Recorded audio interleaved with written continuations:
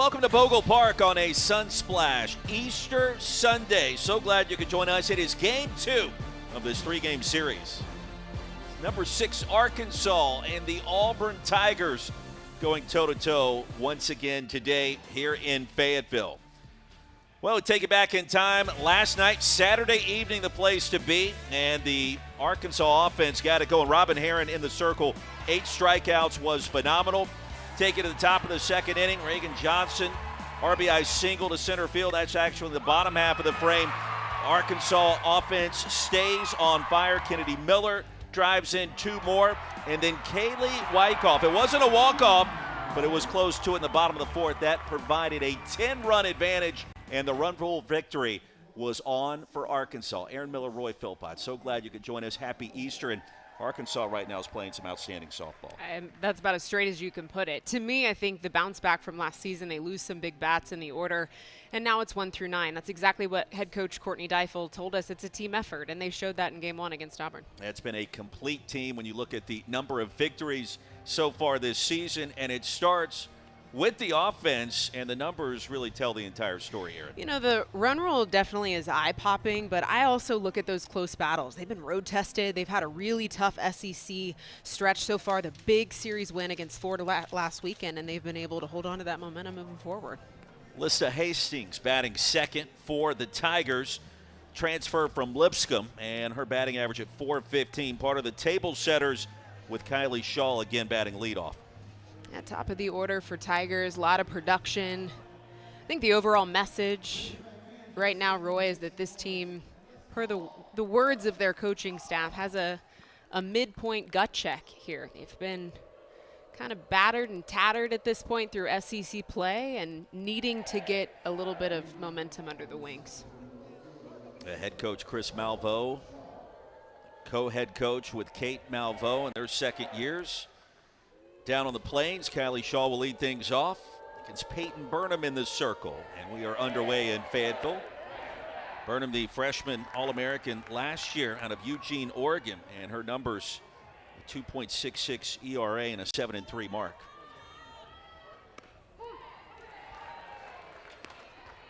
Aaron, what do you like about what she brings to the circle for Arkansas this season? This is a sophomore arm, works up and down in the zone. So you're going to see her split the vertical, rise and drop. Tapped over to short. And Rio in plenty of time for out number 1. She's able to pull the string in any count. So a really confident off speed that I think will bode well for her, especially late in the game. I always look in the first inning, especially with an arm that can throw an off speed in any count, how and when she plants that seed of doubt. This one roped into right center field. That's going to drop right in front of Wyckoff for a knock. Advancing to second. Now retreating to first is Hastings. And with one swing, Auburn's got its first hit and just its 3rd hit of this series. Yeah, this ball is letter high over the middle of the strike zone. Too sweet and too early in the count against Hastings. We highlighted this name at the top of the broadcast. One of the most devastating bats, I think, for Auburn. And they're starting 9. Here's Michaela Walker on the first pitch. Get the force out at second. The turn, not in time. Walker now standing at first base with 2 outs. 5-4 on the fielder's choice. And with 2 away, that'll bring us to Annalie Adams. Sophomore out of Indiana. First team All-SEC performer last year. Trying to get back to those numbers from a season ago. Deep in the hole, diving is Rio, over to first, off the hop, dug out beautifully. And Bell was there to record the 3rd out.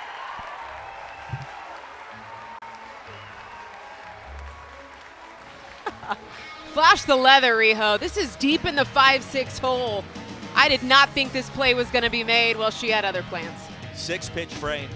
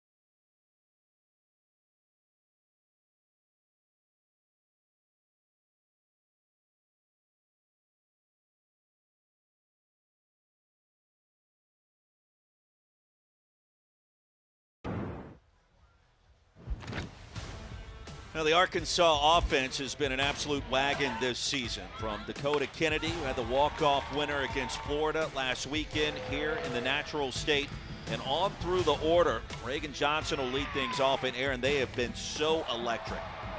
It's so easy to look at who graduated, who exited this offense last season. Eye-popping numbers that I think you would guess be hard to replace, but this team has reloaded. It's been a 1-9 effort. They still have the home run power. I look at the gap-to-gap power, doubles, triples, hits. This is a team that is potent at the plate, and Courtney Deifel is proud of it. I mean, we got to chat with her coming into this weekend, and there is not a single bat in the starting order that she doesn't trust. Reagan Johnson will lead things off.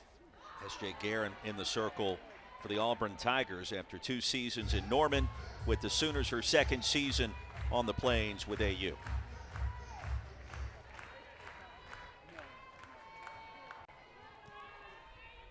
First pitch out of the zone to Johnson, 1 for 3 yesterday.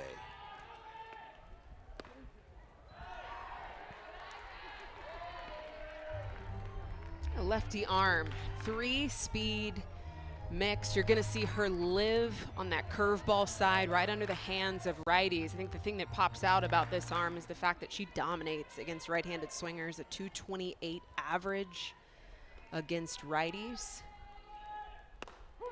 And lefties hitting 400.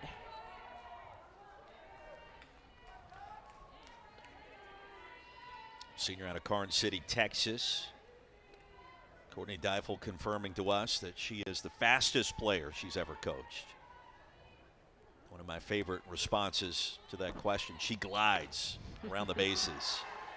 15 stolen bases. That term glide, I think, is the right. Right? It's the right term. I think so, too. Coach Deifel was in a great mood this week in our conversations. Gave the team 2 days off after their comeback win in Game 3 against the Gators.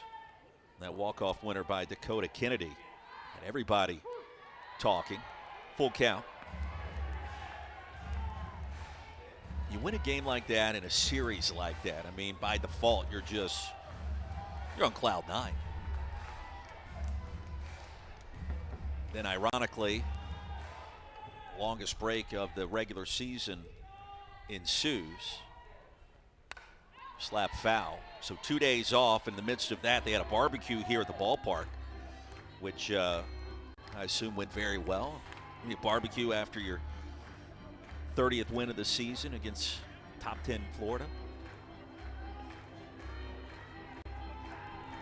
Johnson, a very tough out. Great approach at the plate. 383 this season. And the 7th pitch of the AB coming. Guerin delivers, fouled away again. Did you like downtime in the regular season? Did you appreciate it? Did you enjoy it? Or did you just want to get back out there and play? I think it's a mix of both. Like where we are in the season, a lot of these teams are a little bit tired. Travel, it's been, they've been knocked around a bit throughout conference play. And if you get a little extra day to breathe, I'm not going to bat an eye at that. And we like that in broadcasting, too, on occasion. This one lined over to left field, played perfectly by Kylie Shaw. And it's interesting because the alignment for Auburn, all 3 outfielders were way in, expecting a ball to be hit that shallow, and it was. Yeah, the defensive setup there shaded towards Reagan Johnson's power alley, right over the head of that 5-6 hole, and it's Shaw in left field that played it to a tee. Do I get to see you do some telestrations today? Because I'm excited. It's on my bucket list. Okay. I'm going to do it. Because I see the telestrator. It's humming over there, and it's asking to be used by Aaron Miller. I'm excited for that. Maybe like a spotlight or like those blue cones that go out from home plate. I'm looking at all the different options and the bells and whistles, and we're going to have some fun. I'm excited. Brindley Bain has been an exciting player this year. 1 for 2 last night, 429 on the season. Pops it up, right side foul territory. Annalie Adams is there for out 2.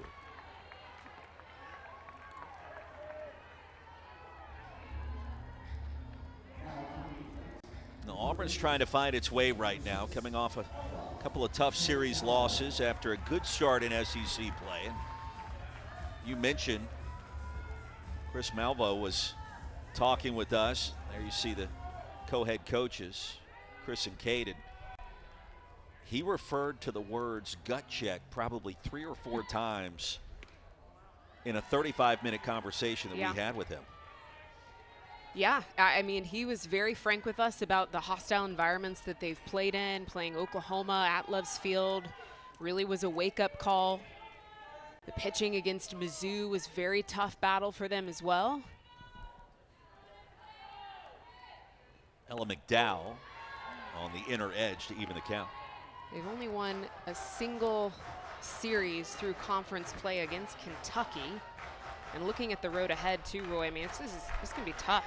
Got Arkansas this weekend, Bama, Florida. They're at home with Ole Miss, and they finish up with LSU. Tough indeed, and the 1-1. Hot shot over to short. Hastings gets it to Adams. And a 1-2-3 inning. Home half of the first. We are scoreless here in Fayetteville.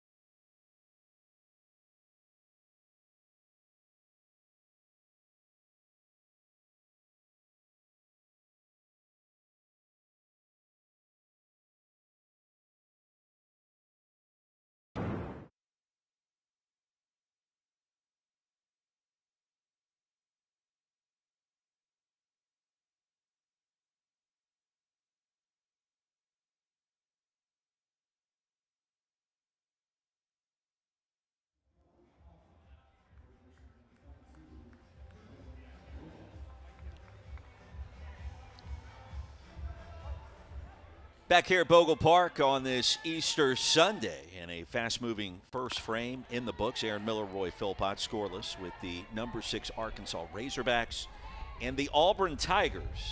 So glad you could join us. Haven Roebuck will lead things off.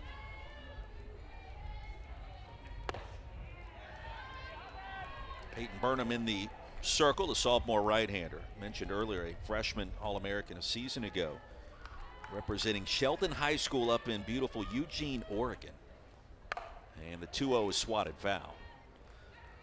Roebuck, one of the 3 starting freshmen in this starting order. That was the most apparent thing, I think, preparing for this series matchup, looking, getting to know Auburn, was just how much talent exited last season. 6 seniors that were in their starting 9 that they had to replace. They dip into the transfer portal to try and refill some of that pop. And I think trying to piece together this lineup has been a little bit of a challenge, both from a cultural standpoint. Second season for both Kate and Chris Malvo. Yeah, this really does break it down. 9 returners, 6 transfers. There's a lot of newness happening right now for Auburn. A lot of newness, and a free pass issued to Haven Roebuck, and so much newness. You know, just talking with Auburn this week, that has been a challenge in trying to fill those spots and figure out roles. And, you know, also it comes down to just the day-to-day operation and the conversations had with those first-year players. That was too far inside, and Womack was grazed by that pitch, and that's going to put runners at first and second. So Mania Womack now standing at first, and that one came in about an inch too far. 2 back-to-back gifts for Auburn, and this is an opportunity, Roy, that they cannot not capitalize on.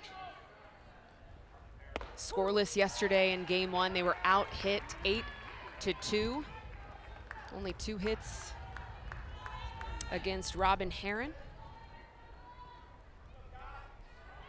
Heron with her 49th victory of her career yesterday. 0-2 now to Kyla Stroud.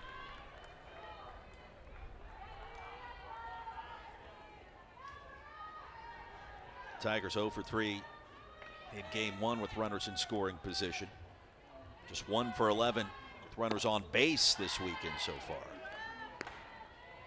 They're scuffling and trying to find that combination, and you get the sense a good start here would mean a lot for this series and for this team that is trying to figure things out with all the youth.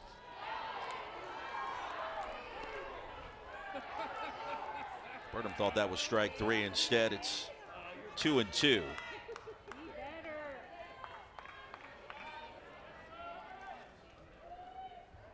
David Irwin, home plate umpire, calling balls and strikes. First strikeout for Burnham. And out number 1 here in the top of the second. She had to work for this. Started an 0-2 count, got herself in a leadership position, but still had to chip away at the edges of that strike zone in order to get this swing through. You know, that's been a conversation that we've had with a lot of head coaches. We definitely had that conversation with pitching coach and head coach Courtney Deifel for Arkansas about the strike zone. She said it's been tight at times. This is a hitter's game. We're trying to carve the edges. We're trying to find that strike zone that can give some sort of a competitive edge to the pitchers in our game. And right now where we are in the pendulum, we are heavy offense, a lot of high-scoring games. It's tough for our pitching staff, for our arms, to feel like they can really stay in control. I agreed. I agree too. I don't want to carry that conversation too far into the weeds. Back-to-back strikeouts as Ratliff is retired. And here comes Peyton Burnham. Well, so far Burnham has been in control. She's moved quick. She's worked nicely with that curveball in the outer half. The fact that we've seen her own both sides of the strike zone here with a couple swing throughs, really telling to the movement in the late break that we're seeing out of her arm. Well, the walk issue to Roebuck. Womack was hit by a pitch. It was close, and then back-to-back strikeouts. Diego Wilson, nothing in 2 just like that. And an elite response after 2 free passes to start this inning, a leadoff walk, cardinal sin of our game. She challenged that inner corner against Womack, clipped the arm.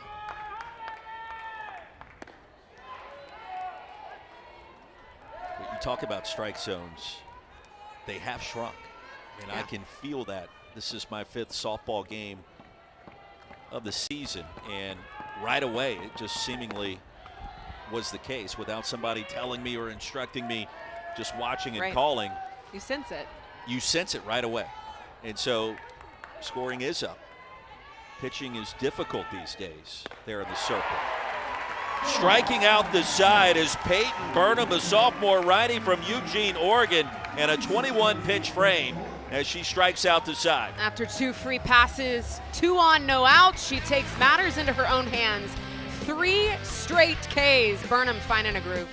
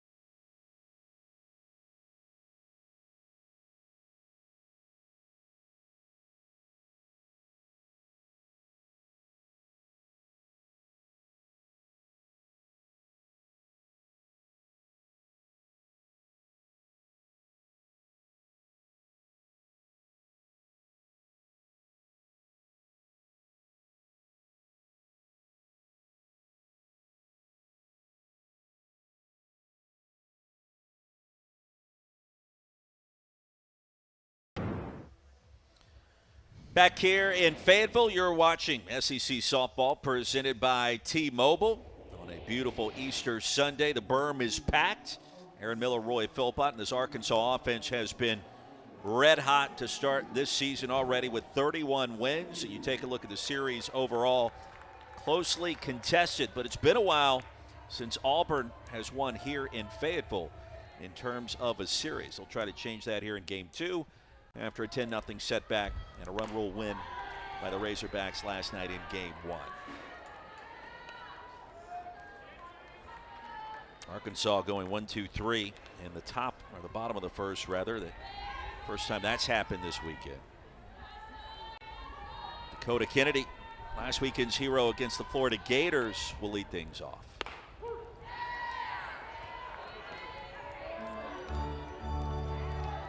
Now the story on Dakota coming in from Arizona.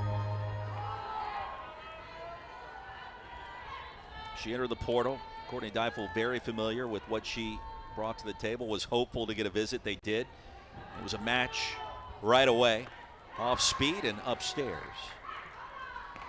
But most importantly, we found out, or I found out this week, Aaron, that Dakota, after arriving here in the natural state, became an outstanding baker. And when I say outstanding, she takes it to an entirely different level. World-class cinnamon rolls, we're told, that take 3 hours to make. 3 hours. Wow. Now, you know that they have to taste incredible with that amount of time. Teammates love it. Coach Deifel hasn't had one yet, so she said we can't have one until she gets one. We put in our humble request for a baked good up here. I thought it was a very humble request. I can understand the 3 hours, though, especially if they're yeast cinnamon rolls. They got to rise. The dough's got to rise. It's got to prove.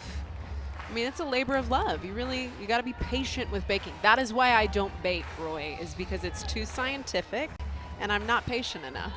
I totally agree with you there. Kennedy squares the bunt, pulls back, and a called strike 3, the punch out. So Guerin battles back against the powerful Dakota Kennedy, her first strikeout. She had been carving up that curveball this entire at-bat. That is too close to take. I appreciate that call. Home plate umpire David Irwin with the punch out, and I believe, again, just maybe half a ball clips, maybe a fourth ball clips that strike zone. With 2 strikes, I'm not putting that in the umpire's hands.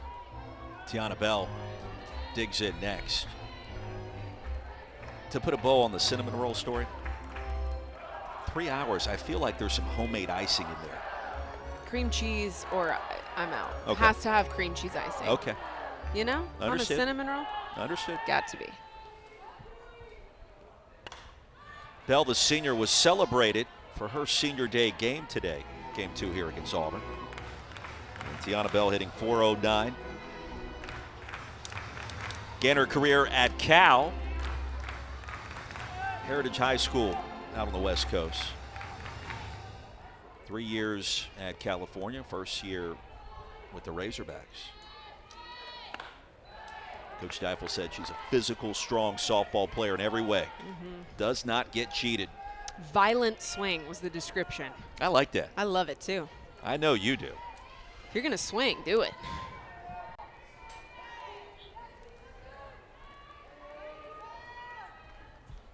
Base is empty, 1 away, and the 1-2. Popped up. Over the right side in fair territory, Annalee Adams. A little bit of a high sky here in Fayetteville. Not a cloud in sight, which coming from an outfielder, I can tell you, while it may look pretty, can be a challenge with depth perception. It's a battle, right? It's a little bit of a battle, yeah.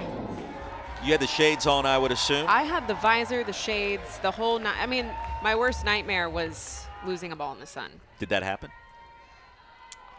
Yes. Reluctant to answer that question. I could tell. Here's Rio.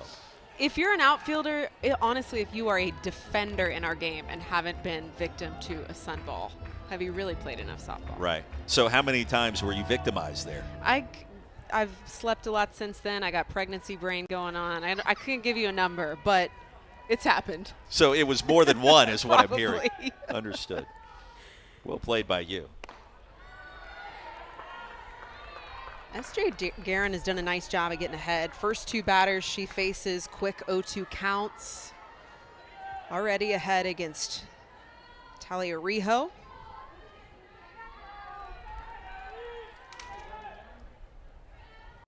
Rijo, the New York native. Mother Audrey played D1 softball, UNCW. Her dad, Fernando, pitched 11 seasons in the minor leagues. Cousin Jose played Major League Baseball. That's a name many are probably familiar with. He pitched for 14 seasons. Won a championship in 1990 with the Reds. I think it's been that long since Cincinnati was relevant in Major League Baseball. No offense, Reds fans, but it's been a minute. We were talking about Major League just a second ago, the implementation of the ABS, the strike zone. Do you like? I think it makes it interesting. Certainly does The that. drama is there. They do it in such an efficient way in the games I've seen, at least 3-2. Like, that's the key. It has to happen quickly. Yeah, has to. We worked too hard to try and speed up that game. We don't have that problem for the most part in softball. This thing comes at you Guns fast. a-blazing, oh yeah. Yeah, we all just knocked on wood seven different ways. Payoff pitch, Rio stays alive.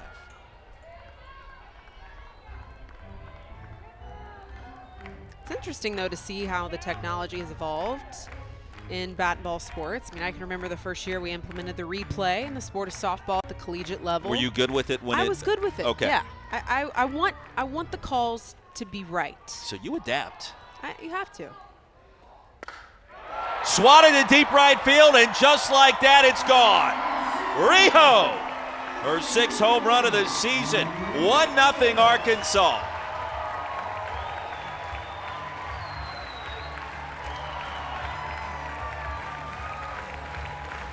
We adapt to the game, Roy. Well, Rijo adapting in this at-bat, seeing it deep. She had a battle against S.J. Guerin. She got behind 0-1, battled this all the way to a 3-1, and this is absolutely mashed, pull side of the field. Frozen rope. I mean, that was more of a line drive than it was a fly ball. Absolutely hammered pull side. Aaron, you could take that wall, shove it about 15 to Wow. 20 feet back, and that's still would have cleared it. calling the Hogs here in Fayetteville. Arkansas 25-2 and scoring first this season. This is part of, too, the production that's up and down in the order that Courtney Deifel really was mentioning. It makes her proud of this team, what they've been able to do at the plate.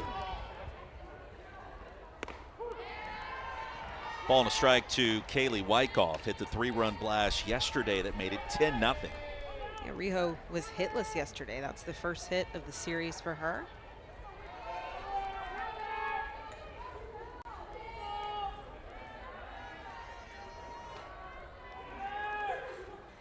Yeah, 0-for-2 in game one.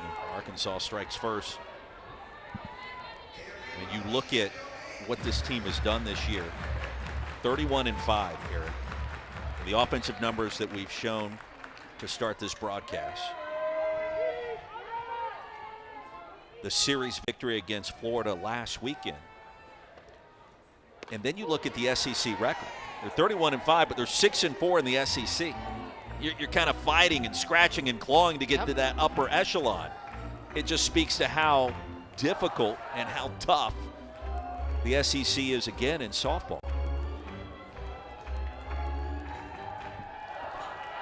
4 of the 5 losses coming in league play. And Wyckoff, foul territory, pops it up.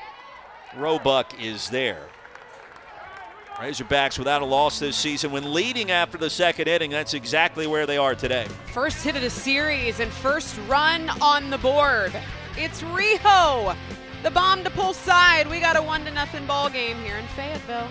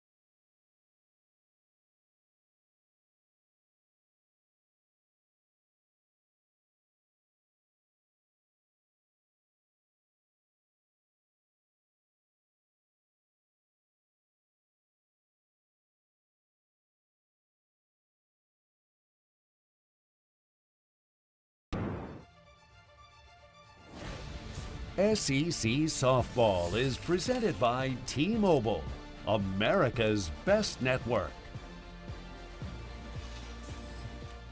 You know, I'm unsure why we aren't calling this game from the berm, but it is kind of chilly and kind of windy. Maybe tomorrow for Mic'd Up Monday we'll get a little bit warmer weather. I don't know. It is. That's where the food trucks are, too. Yeah, a lot of times you can smell the smoke kind of wafting over here. That's a good feeling. We got a great turnout today on Easter Sunday. We do. Beautiful weather. Little cool, but nothing a light jacket couldn't fix.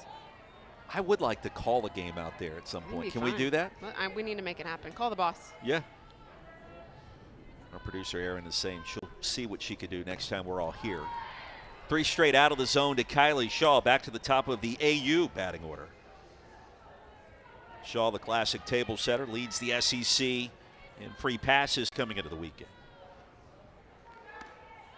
And 4 straight, that one missed low. And Shaw aboard for the first time today.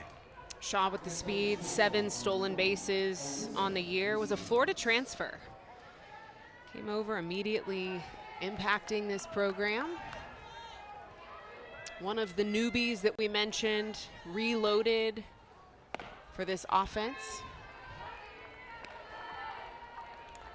And she actually graduated a semester early, enrolled early, joined the team down in Gainesville in January. Should have still been in high school. Now, brief conversation between Burnham and Kennedy Miller. You seeing anything in the circle right now? 5 straight out of the zone after being gifted this 1-0 lead. You led me right there. This is 2nd inning in a row that we've seen back-to-back free bases. The first batter that she faces. Mentioned the cardinal sin of that within our game. Rare case you don't see that leadoff walk come around to score. She dug herself out of that hole, though, in the last inning. She walked the first batter she faced, hit Womack to put 2 on and no out, and then struck out the next 3.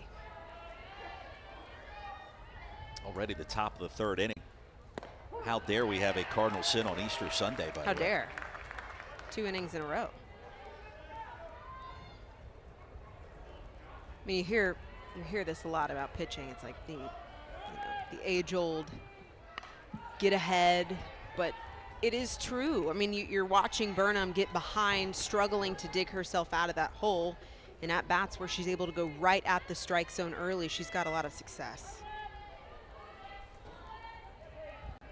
Hastings with a base hit, her first plate appearance. That was on the first pitch she saw, and the appeal down. First base umpire Terry Holt is denied. It's 2-2.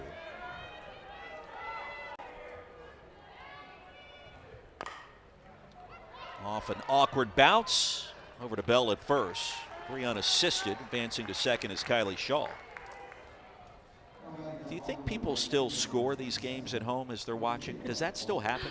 We should ask. Let's crowdsource. Someone tweet us. Wait, it's not tweet anymore. No, I think you can still call it a tweet. What do you call it? You call it a tweet. It's still Twitter. Do you really call it X? No. Yeah. But how do you X us, I guess? I don't know. Tweet X us. us. Are you keeping the score at home? Is anyone? Is anyone? Are you watching and actively keeping the score of this game? Yeah. Down the left field line and hooking foul. At Roy Philpott, your Twitter account at Aaron Miller 48. There we go. Can you guess the number I was in college? It's divisible by 2. Line drive over to second. They'll double off Shaw at second base, and a great play by Davison. Wow. 2 back-to-back innings. Burnham has gotten herself out of a jam. It's the double play for Arkansas to get out of it.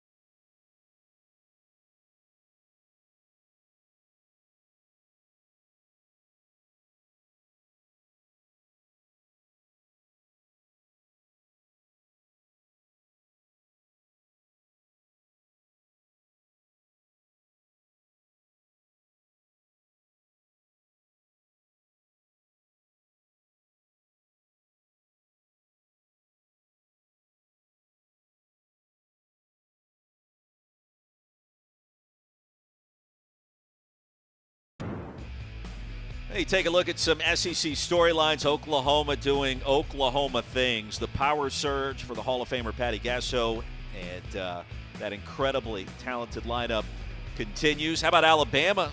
Yeah. The series victory against Texas, Aaron. That was big. That was huge. Alabama has been really strong all season, but specifically through SEC play, been really impressed with what they've done. What they did, my goodness, against Texas, that was fun to watch.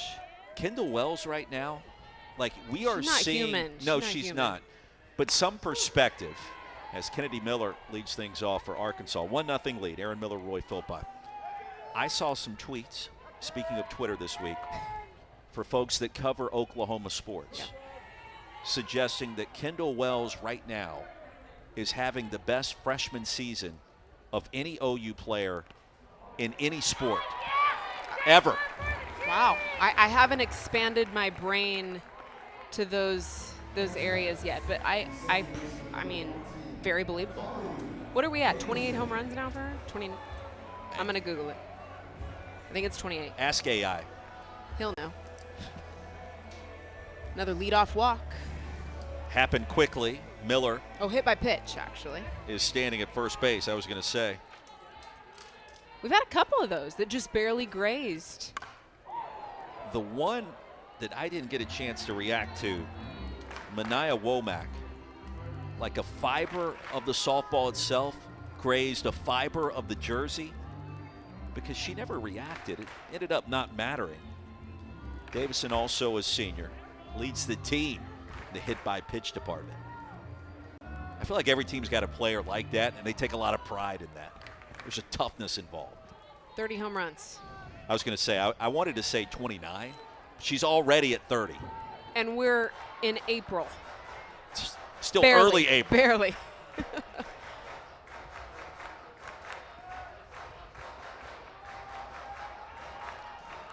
We mentioned the name, looking at that graphic.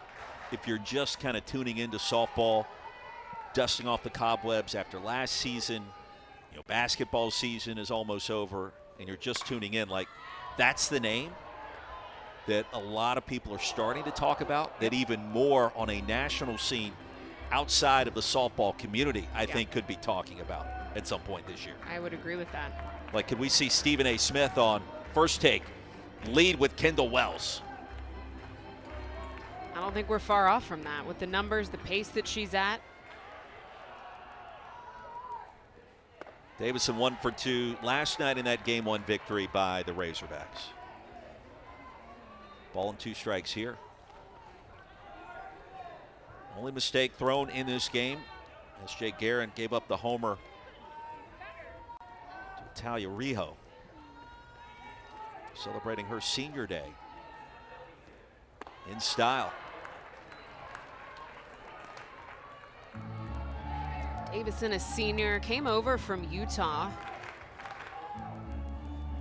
You can remember assistant coach DJ Gasso coming over from Utah. These two working really well together since plotting in Fayetteville.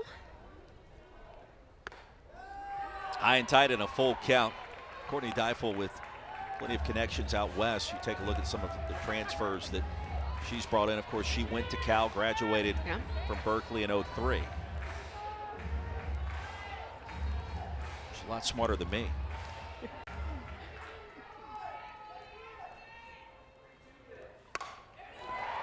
To center field, fighting the sunshine out there is Womack, and grazing, lancing rather a little bit to her left.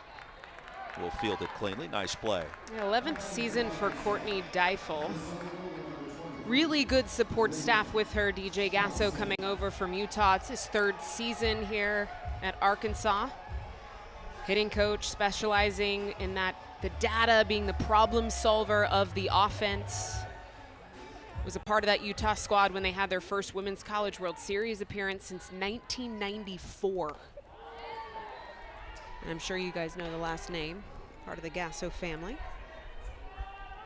If it's Gasso, it's got to be good.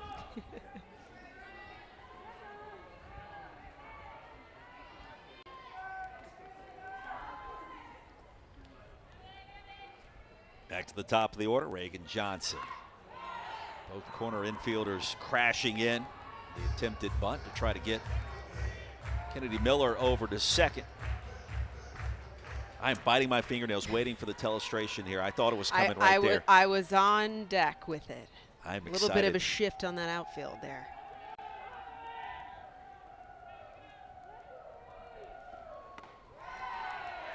Two balls and a strike. I don't think I've ever done that working with an analyst, like applied pressure to try to get them in any sport. Use the telestration. To use the telly. Here we are. We're shaded this way. Look, there's one. One and in. We are shaded, though. You can see outfield, though, shaded towards left field. We mentioned that against Arkansas, specifically with Johnson. We saw that shift in the first inning. Shaw in left field caught that line drive off the bat. That's her power alley. Reagan Johnson with a lot of speed, a lot of barrel control. Activity in the Auburn bullpen. Solid start. S.J. Guerin so far.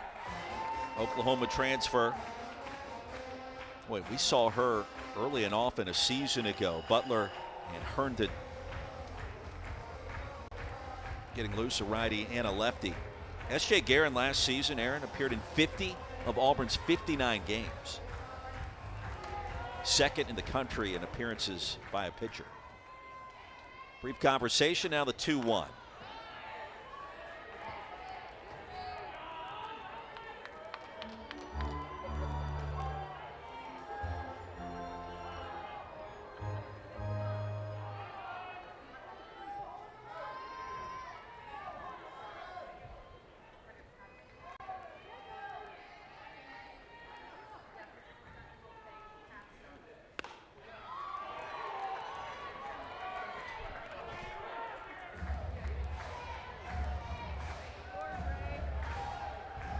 Took Arkansas about 3 innings to get the bats warmed up yesterday.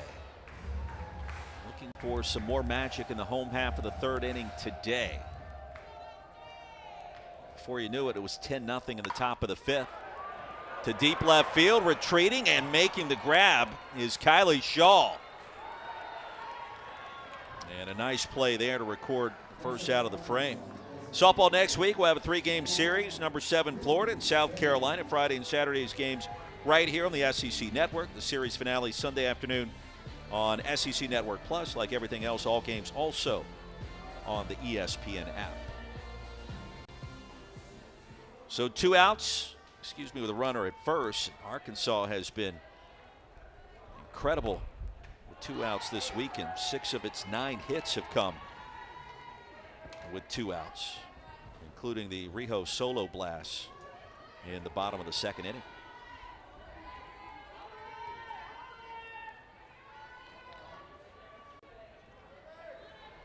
Brinley Baines 0 for 1. Starting to see SJ pull the string a little bit. Saw 2 changeups in the 2nd inning, and that one just under the hands of Bain. Chris and Kate Malvo, co-head coaches. Kate Malvo will join us coming up after the next commercial break, which is now just minutes away. Annalie Adams fighting off the sunshine, does so as the Razorbacks strand a runner. Top of the 4th inning, Auburn will try to crank up the offense after this.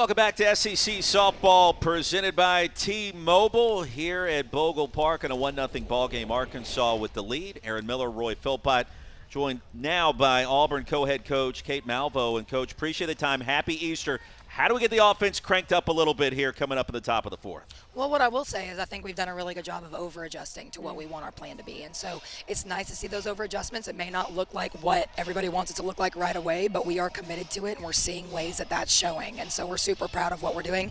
It's still early. We got a lot of game left, so we're excited to see what the second round of at-bats look like down the stretch. First 3 innings, what have you liked out of the hand of SJ? SJ's done a really good job, and she's steady. She's consistent. She can have good conversations. Now, obviously, there's probably a pitch that we want back in there, but she is having really mature conversations. She knows what she wants to do, and she's committed to going to do it. I think that's the big word for us right now is commitment. Are you committed to it? And I think she is. Coach, we appreciate the time. Best of luck rest of the way. Thanks, War Eagle, and happy Easter.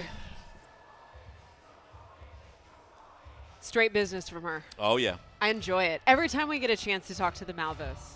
They're fantastic. Fantastic.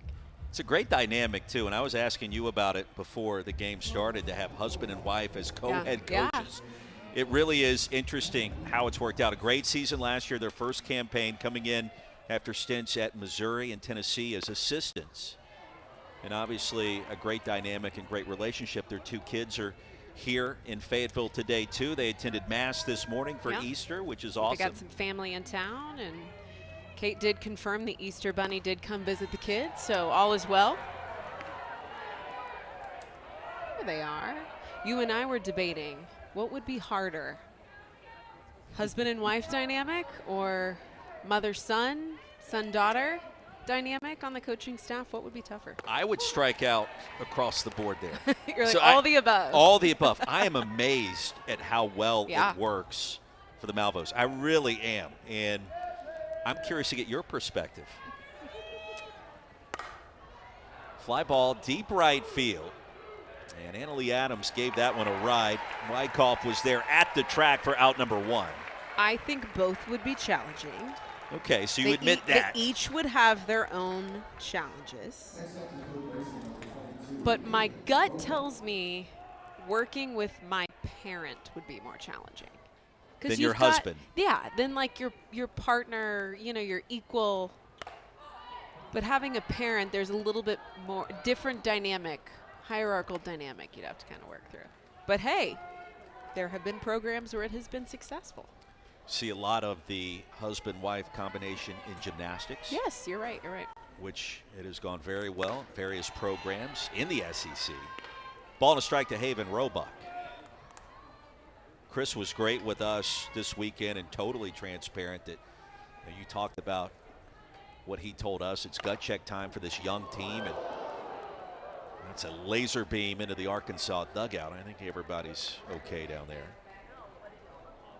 But one of the questions I asked him was, all right, the team is young, the dynamic, and I hate to sound like the old man get off my lawn guy, but the youth of today, it's different than what it was 5-10 years ago, as it is every 5 to 10 years.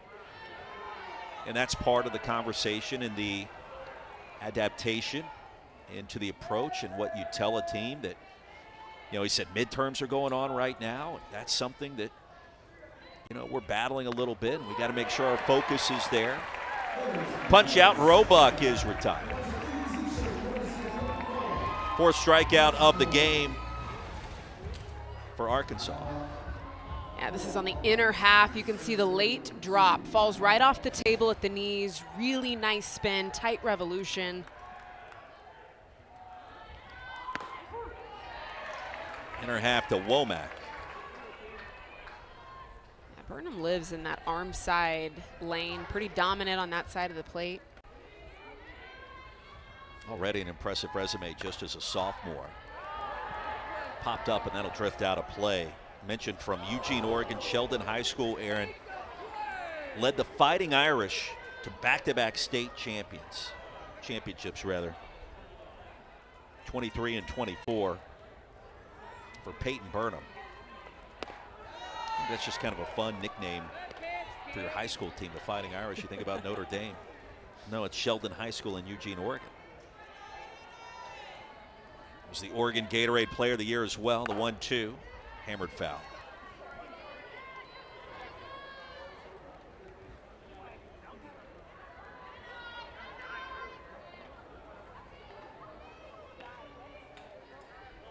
Yeah, just looking at the heat chart, the pitch frequency on this heat map for Burnham, and it is bright red hot on that side of the plate, the location that you just saw there, right under the hands of righties. I mean, she lives in that lane. Arm side dominance out of Burnham. Strikeout number 5, and we see it again. 1-2-3 frame. Arkansas 1-0 lead. We'll touch base with Courtney Deifel, year 11 here in Fayetteville, coming up.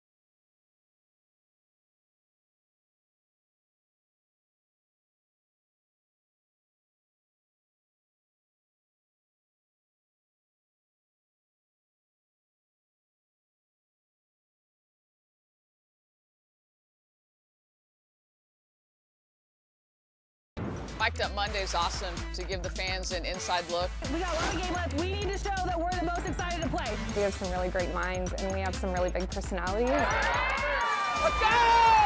Let's go! Take a breath or something. Mic'd Up Monday headed your way tomorrow, featuring these same two teams. Back here in Fayetteville, Aaron Miller, Roy Philpott, 1-0 Arkansas. And wouldn't you know it, you just heard from Courtney Deifel there. Let's hear from her right now. Coach, I know you're excited for tomorrow night. You got anything special for us tomorrow for Mic'd Up Monday? I do not. Okay. I am very excited about this game right now, and then we'll worry about that when that's done. Hey, it's 1-0. It's close. That's good for our ratings. You know that. I am glad that your ratings are good. Coach, just the offensive production, I think 1 through 9 is something you and I chatted about coming into this weekend. As we look here in game 2, I know you're looking here the 1-run lead. What is it going to take for this team 1 through 9 to get some runs up on the board? Well, we need to make some bigger adjustments. A lot of our outs right now are in the air, and so we just got to make them work a little bit more and take better swings on the pitches we want. Coach, happy Easter. Appreciate you. Happy Easter. Thanks. Woo pig. She told us 1 run, it's not enough. No. Feeling the pressure down there. I tried that same line last week with Beth Torina, head coach at LSU, and she was having none of it. I think she took the headset off because, no, she wants to kick the feet up in the dugout and celebrate the 10-run rule victory like what Arkansas had last night in game 1. But, no, the stress and the pressure is real in all these series. Inner half, strike 1 to Ella McDowell. That's the thing, too. A lot of these series, they feel like they're taking place in the postseason with the talent, and every game it feels like is so impactful in the league standings. Strike 2 to McDowell. I mean, you understand that. All these games are so vital and so important. Everybody wants to be able to host in the postseason and position themselves for the SEC tournament. Pitch number 56 from S.J. Guerin in the dirt. Well, it feels like no lead is ever enough. I mean, that was really, I think, the message from Deifel there was the fact that 1 run makes you sweat. We've seen it across the landscape. Crazy comeback wins. We mentioned the offensive explosion of our game right now. With 1 swing of a bat, 1 bad inning, things can change. Off the glove of Guerin, over to Stroud. And unable to deliver to Adams at first base, and McDowell is aboard for the Razorbacks. Second inning in a row, we've seen the leadoff get on. And this, to me, is where Arkansas can get better. They set the table. Now it's how you cash in with setting that table. A lot of speed coming off of Ella McDowell, applying that pressure to the defense, and she'll find her way to first base. That one is going to be ruled a single. A chance for the Razorbacks. Here's Dakota Kennedy. Struck out looking in the second. Had a hit and a walk last night with 2 runs scored. Transfer from Arizona.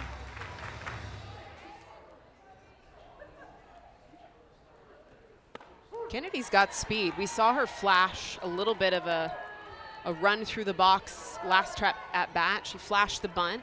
Here, potentially an opportunity where some short game would have some impact. She's got 7 stolen bases on the year. And defense playing straight up, even with the base paths, a lot of room to work on the deep. Courtney Deifel told us this week she went back and watched the replay of Kennedy's walk-off home run, the 3-run shot to left field last weekend against the Gators. She told us 57 times. And she lost her voice after that moment. They were so excited. What an inspirational moment. The heart of conference play for the Razorbacks. Kennedy pops it up foul territory, and against the netting, Roebuck able to haul it in. Well, and right into the adjustment that Coach Deifel mentioned. It's too many fly ball outs. It's a wasted out. It's an unproductive out. I made this comment after the base hit of McDowell to lead off the inning. That is what it takes for a 1 through 9 order to generate production, is passing the bat, productive outs. Bell, a charge to left field. Will it stay fair? Right over top of the foul pole, and they're going to call it a home run. Oh, it hooked right around, right over the outer edge. And Bell with a 2-run shot to make it 3-0.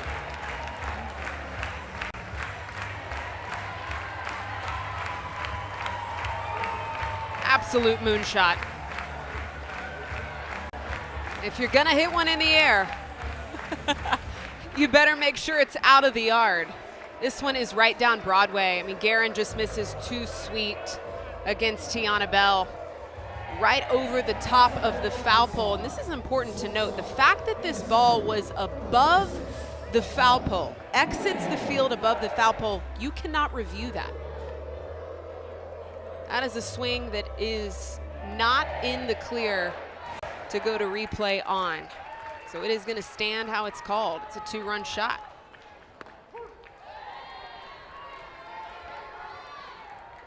Bell with her 11th of the season. Riho hit her 6th of the year in her last plate appearance. That came back in the second inning. That look fair to you?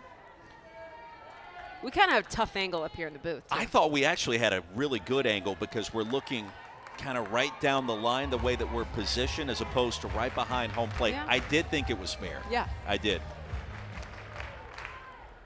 And third base umpire, to his credit, J.C. Bartley, signaled right away as Bell was reaching first base that it was a fair ball.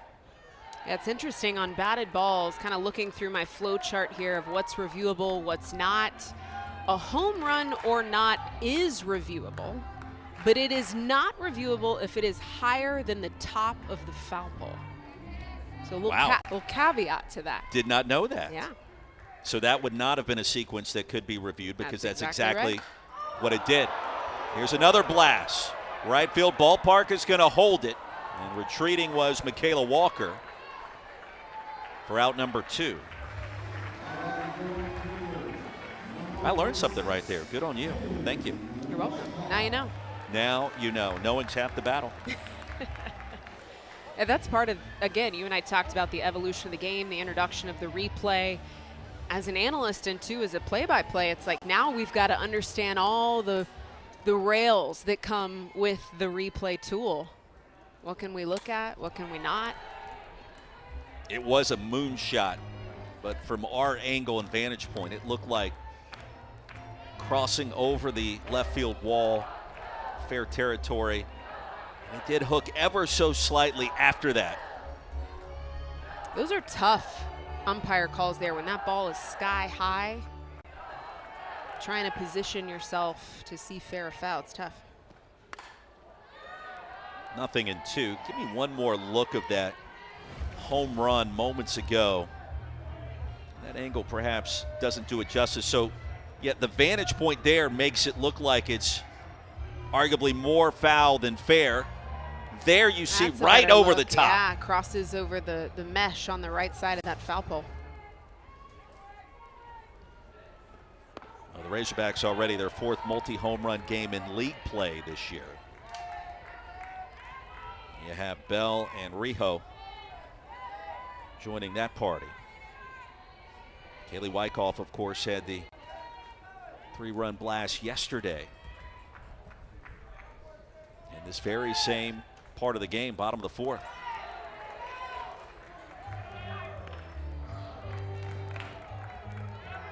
Arkansas, really the only thing this program hasn't done is reach the Women's College World Series. They have tried to punch through that super regional round these last couple of years, only to come up just short.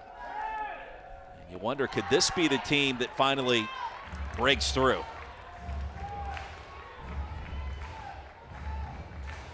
And the answer certainly feels like in early April, absolutely it could be. And super regionals a year ago, back in 22 and 21.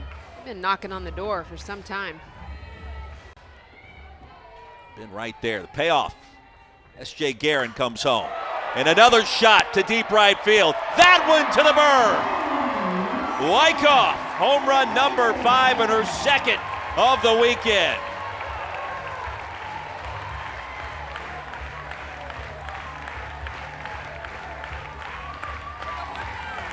Third hit of the weekend, 2 of those leaving the ballpark. Wyckoff from the left side. Man, seeing the ball so well. Such a smooth, controlled swing. Look at the lower body. Doesn't even get fully turned. I mean, that tells you the power that this young woman has. There still is gas left in that lower body tank. And this ball got out of the park in a hurry. I wonder if Coach Steifel's been able to take an exhale yet. Knowing how head coaches think in this league, probably not. Not enough. I don't blame her. But a 4-0 lead in the bottom of the 4th. That's a fair ball, and Miller is going to be thrown out at first base.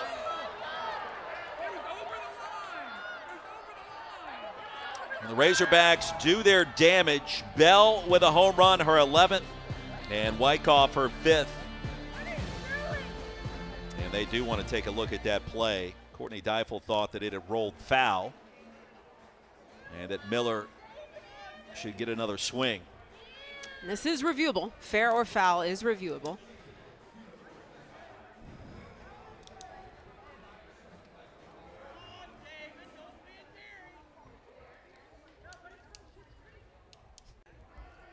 Arkansas is challenging the ruling on the field of a fair ball. That play's under review.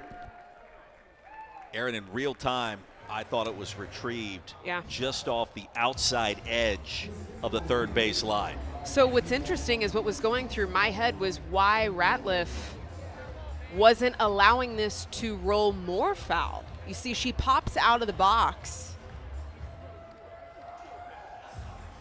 and immediately picks up that ball as it looked to me to still be spinning in the direction to go foul. This will be a great angle. Yeah, that looks foul. At least from this vantage point, it looks to be on the left side of that chalk line.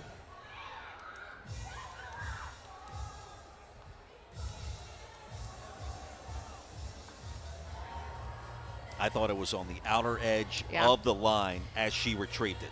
So, you know, is the evidence conclusive? That's the question. Here's another great look from our camera crew. This is going to tell you. This will be the look. That's foul. But the shadow covers the ball. Do we know conclusively? Is any part of the ball on the chalk line too? I think that could be up for discussion. Is it conclusive? I don't think there's enough there to overturn it. We'll take a look at the Hawkeye look here. Oh, that is crispy. Wow, that's crisp. After review, the ruling on the field stands. It's a fair ball. Arkansas has one challenge remaining. So they're determining here that at least a portion of the ball was on the chalk line. It'll stand. Courtney Deifel's team adds 3 to its advantage. 4-0 Arkansas. Headed to the 5th inning after this.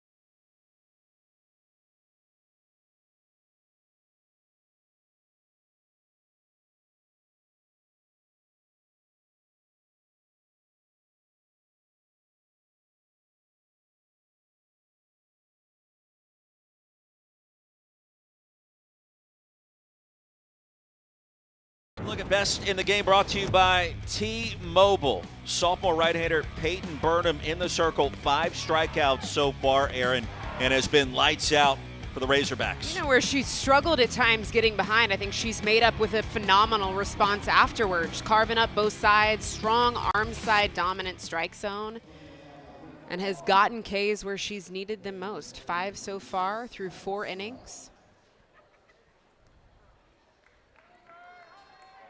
Tigers 2 hits last night, just 1 so far today. They'd love to change that here.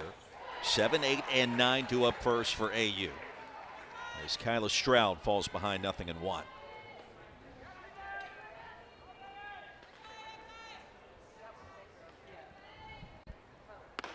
Can I ask you another tough question in regards to the strike zone and its shrunken nature this year? I'll give you the best possible answer I got. Ball and a strike to Stroud. Make it 1-2. Would you support the kind of system that we see in the bigs, Major League Baseball, here in college softball, if we had the opportunity to have such a system, to challenge balls and strikes on occasion? I think it's interesting to think about the impacts of what it would bring to our game. This is a very gray area for me in the sense that at what point does the human element of the umpire matter at that point, right? I mean, if we're going to a system, a technology system to call balls and strikes, we're already going to a replay system to get calls on the field corrected. Does the human element not matter? Back through the circle, and Rijo on the move.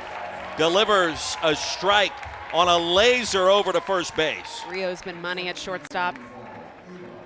We saw that up the middle 5-6 play to start the game, and here she comes behind Burnham after it tips off the glove to make a cross-body throw. Big time. And delivered in plenty of time, it felt like. That is a tough play. She does not miss in that 6-hole this season. And when you're Auburn and you're struggling to score and you're trying to find ways to get on base and come up with a clutch AB, those are the kinds of things that are happening to you when you're scuffling just a little bit.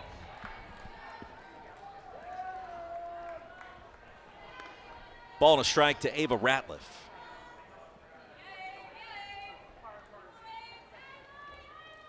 For the record, umpires today have been great. David Irwin behind home plate, Terry Halt over at first, J.C. Bartley over at third base. Yeah, I got a good crew today. Good crew.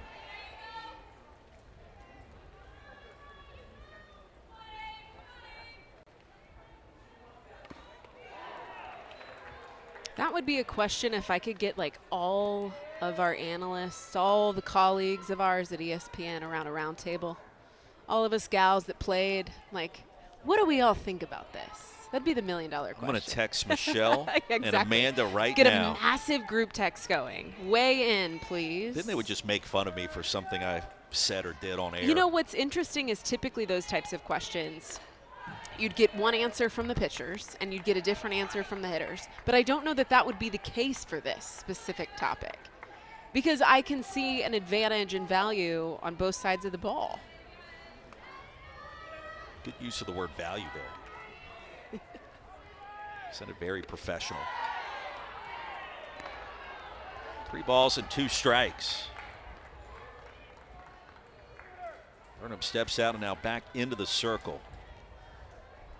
Arkansas pitching. Robin Heron last night. Peyton Burnham so far today. Ava Ratliff draws the free pass. Friday night, number 2 Texas, number 20 Texas A&M start a huge 3-game series in baseball down in College Station. We'll have it for you right here on the SEC Network, the ESPN app. Coverage of Game 1. The Lone Star Showdown series begins at 8 Eastern, 7 Central. Real quick story there. I was fortunate enough to do a baseball regional in Aggieland with Texas there.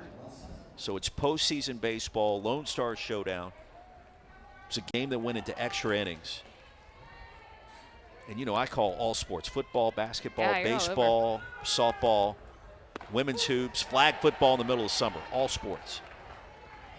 That one game, we got done. It was a 12th inning, late at night. It was a primetime ESPN game. And I remember telling the analyst I was working with at the time, I was like, I don't think I could have called another ball or strike. It was so intense. It was a long day, but it was also just, you could feel the intensity of the rivalry. Yeah, oh yeah. And it was magnified in the postseason. So Ratliff was at first, and now Georgia Lessman has come in as a pinch runner after she got the base on balls. And now Daigle Wilson sends that one foul, still 1-2. That's just my elongated way of suggesting to tune in next weekend. Anytime you get a rivalry matchup, you know it always is going to get nasty.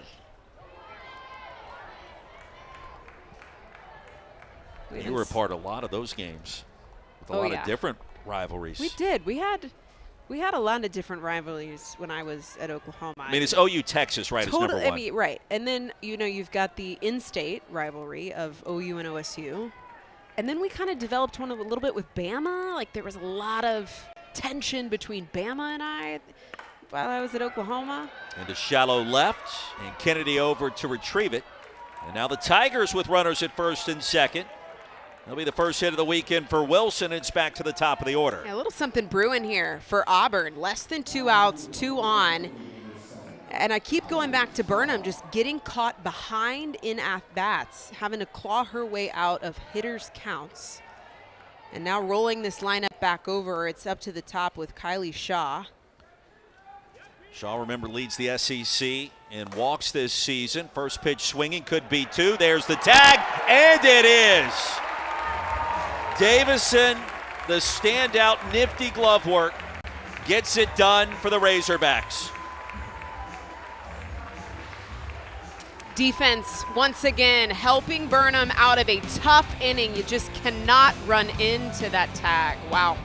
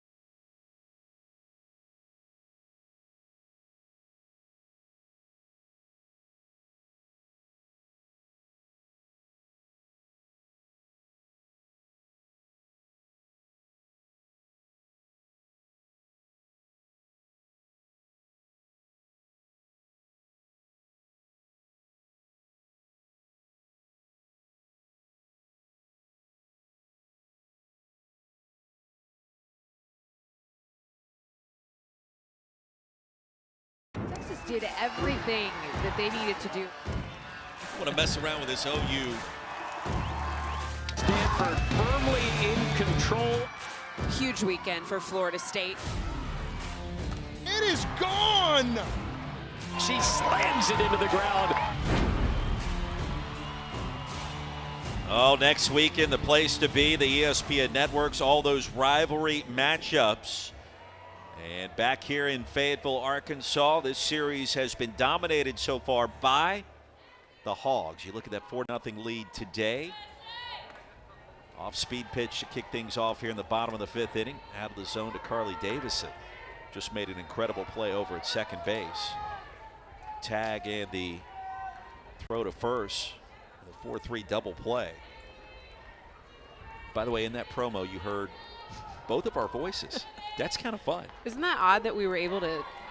I don't know that I would know it was me more times than not. Really? You know how when you hear yourself replayed back, you're like, wait, do I sound like that? It's bizarre how that works. Davison 0 for 1. Did have a hit last night in that Game 1 victory. But, I mean, you notice it right away, don't Yeah, you? Like, yeah. Okay. You picked up on your voice pretty quick. Sometimes I don't. Sometimes I do. That was one, I don't know, maybe because I have the headset on. Coach Steifel will get to have that moment tomorrow. She'll be mic'd up for Mic'd Up Monday. She's excited for that, right? I hope so. Yeah. We're excited. We are. She's fun. She's a winner. I mean, She is a winner. That's She's a the one thing. competitor. Yeah, totally. Line it to left field. Davison aboard. So the standout play at second base, leading off the next frame. A knock into left field.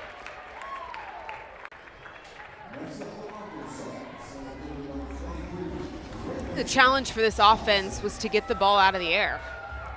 Change the angle a little bit down through contact, and we're starting to see contact get a little bit lower to the ground. This one's lined to left field. It's interesting, once that adjustment started to be made, we saw 2 home runs last inning, started to get that backspin through contact. Tapped over to short. He'll get the force at second. And Davison is erased. Johnson now standing at first base.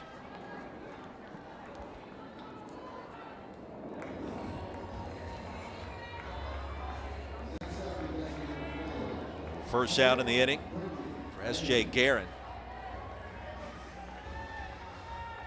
And now it's Brinley Bain. 1 for 4 this weekend. Razorbacks won last night 10-0 in 5. And Bain off a hop. There's one out. Not at first. And it was Hastings and Stroud in a race over there to the bag in that infield. Yeah, well played. Hastings was shaded up the middle of the infield. This has been a defense that honestly has used scout to their advantage, shifting against certain bats, and it's played really well for this defense. Almost had the double play at first. We're seeing more of the shifts in softball. I mean, I don't know if more is the right word. I definitely have seen a consistent use of defensive shifts, at least within the past 5-6 years of calling ball. With the data surge in our sport, it's like, why not, right? The trends are there. Why not play into them, pitch to them?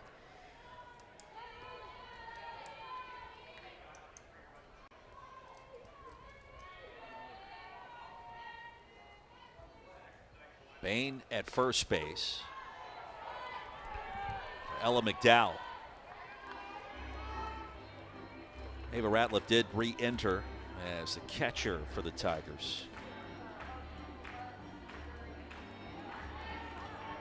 There's Ava. Game 3 tomorrow, mic'd up Monday, 7 o'clock Eastern, 6 Central, here on SEC Network. High and tight, 2-1.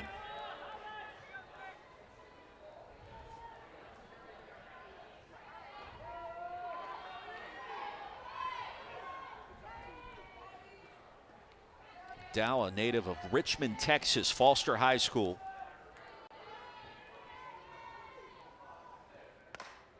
Sends that one into no man's land, and a base hit. Her second and as many ABs. Advancing to second is Brinley Bain. And the Razorbacks now with 2 aboard. This actually hurt them on the defensive shift. Hastings at shortstop was shaded to the left side of the field, and you can see right up that middle, there's a hole. She burned him. 2 for 2 on the telly. We'll see for S.J. Guerin if her afternoon will continue.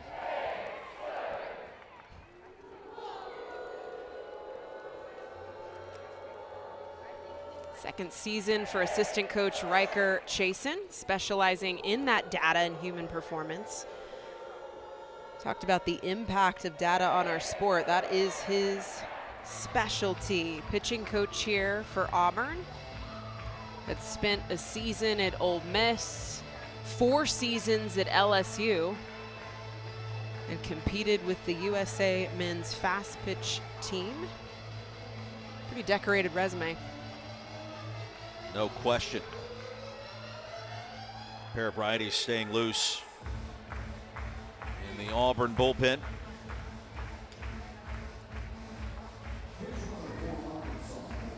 Casey Wood is now a pinch runner standing at second base. Comes in for Brinley Bain. McDowell at first, and a massive moment here for Dakota Kennedy.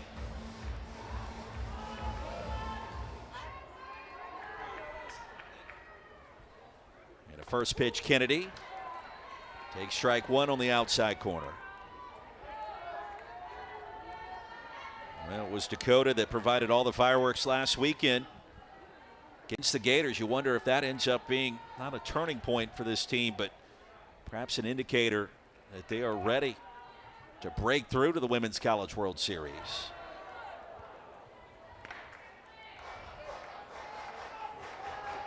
It's been pretty consistent for Arkansas. They start to really ramp up and get hot at the right time. We talked about it. It's just getting over that super regional hump for this program. They have been knocking on the door for so many seasons. And Kennedy lines out to second. Stroud was there. And the side retired. Hogstrand a pair, but lead it 4-0. Top of the 6th inning coming up.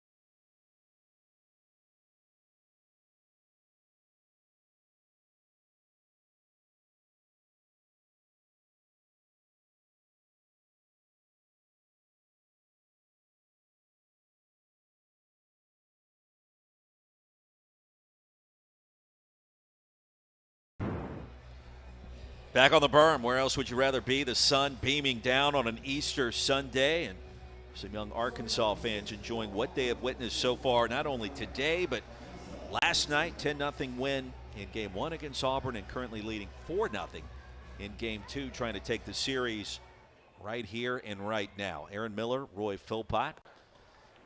Peyton Burnham remains in the circle, and the sophomore righty has advertised. She has been dealing, and Auburn just 4 hits so far in this weekend series. Hastings will lead things off. Would love to change that. She's got one of those 4 hits. It came in the first inning today.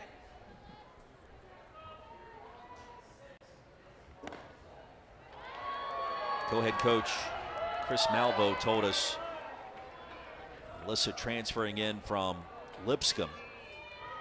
Wasn't 100% sure that she had seen Power Conference pitching the way that she was going to see it this year. Last year, part of the all first team Atlantic Sun team playing for Lipscomb. And she'll draw a walk to lead things off here in the top of the 6th today. 3rd leadoff walk against Burnham. Yeah, you mentioned it when we brought up Alyssa Hastings to Chris Malvo. He said, my goodness, I wish I had 10 of her on my roster. Auburn was a dream for her, was curious how early in her career coming from Lipscomb to Auburn would pan out, but she hit the ground running, absolutely exploded offensively here in a Tiger uniform.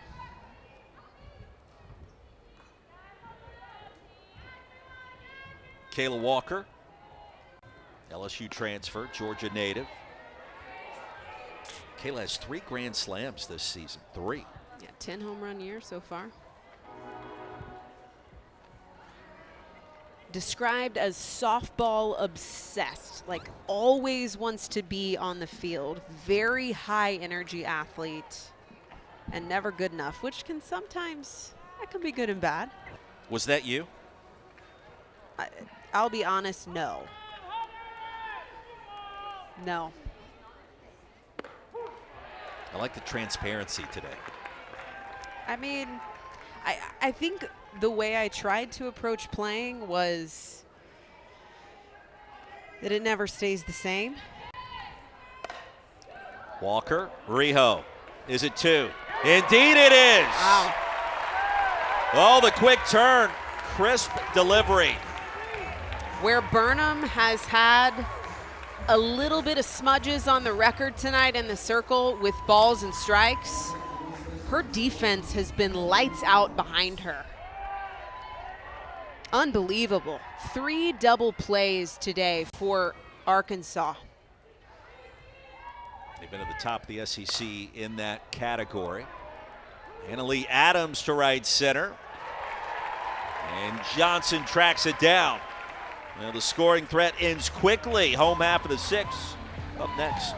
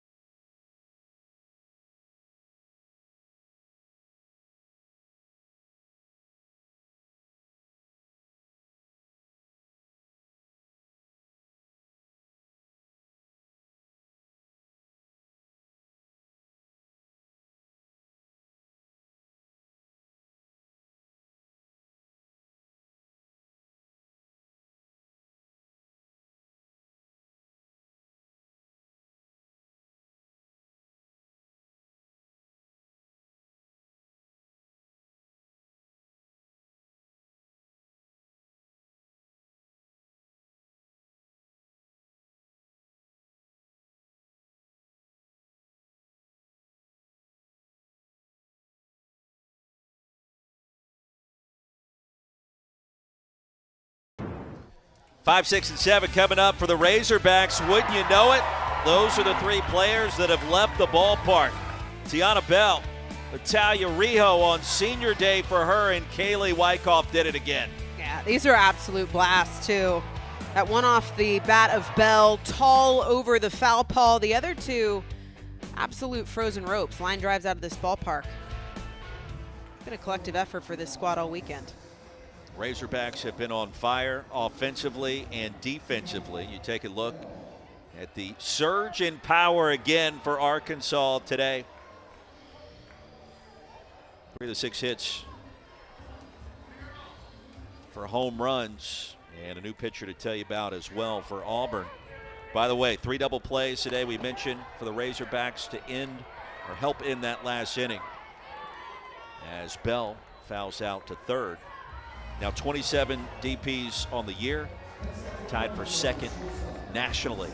The defense assisting Peyton Burnham and any hurler in the circle. Meanwhile, Charlie Butler, the freshman, and the right-hander from Tallahassee, now in the circle for the Tigers.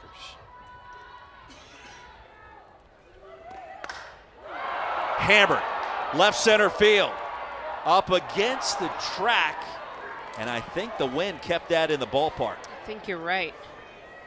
Boy, Rijo gave that one a ride. Came up just short. Off the bat, that sounded different. It sounded like it was going to go.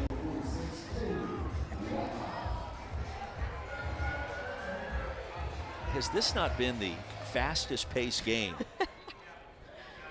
that you've called in quite some time? It's moving. 2 pitches, 2 outs, felt like. Just happened so quickly. Here's Wyckoff.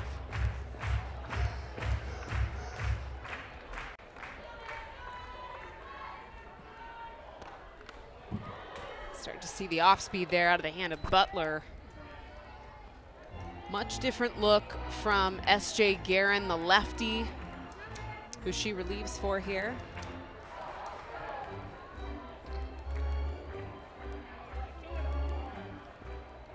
Mostly lives low in the zone, has a off speed that she'll play with. So this is going to challenge Arkansas to make some adjustments at the plate just from a timing perspective alone.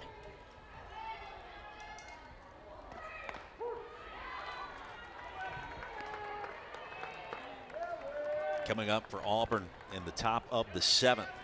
3, 4, and 5, heart of the order due up.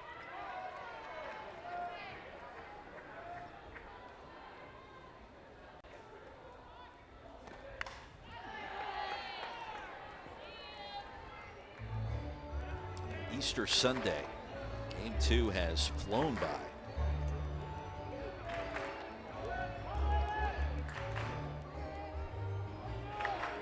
Shades are on, bunny ears are on.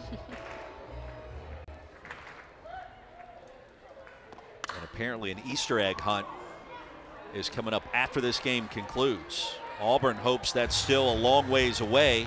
Tigers have 3 outs to try to keep this one going, down 4-0 here in Fayetteville.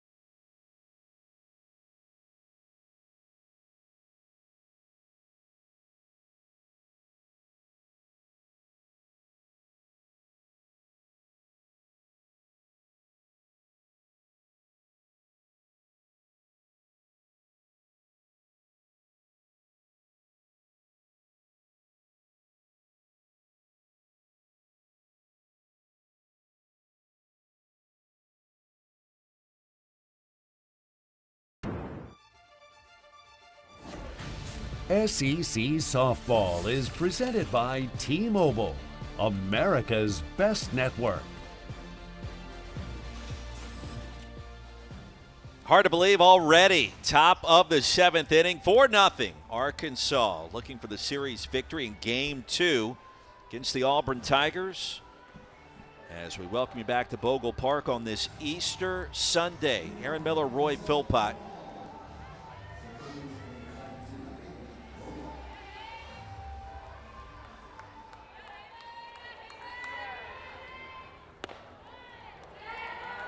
Haven Roebuck will lead things off. It'll be 5, 6, and 7.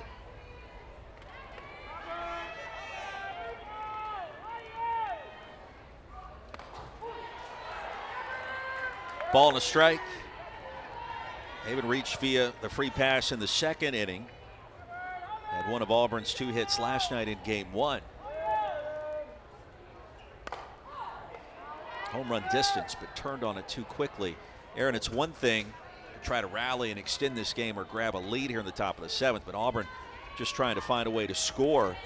You would think that would be a nice shot of momentum going into game 3 tomorrow if they can find a way on.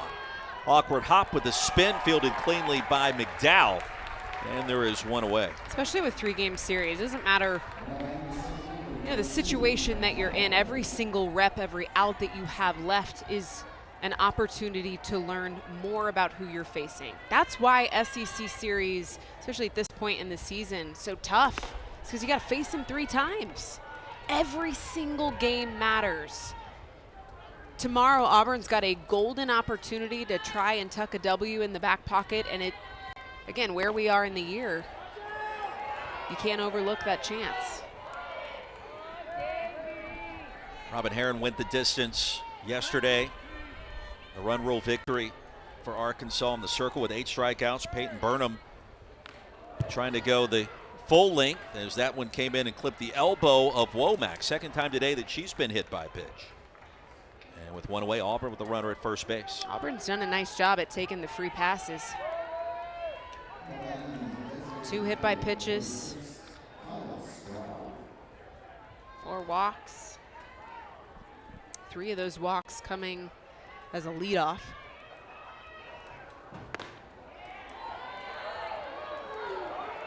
When you're facing a team like Arkansas that's had red-hot offense, the ability to score runs consistently through a ball game, when you get those gifts, it's what you do with those gifts that really matters.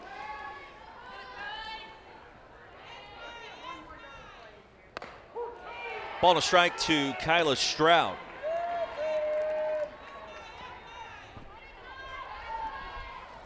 Struck out her first time up and then hit into that 1-6-3.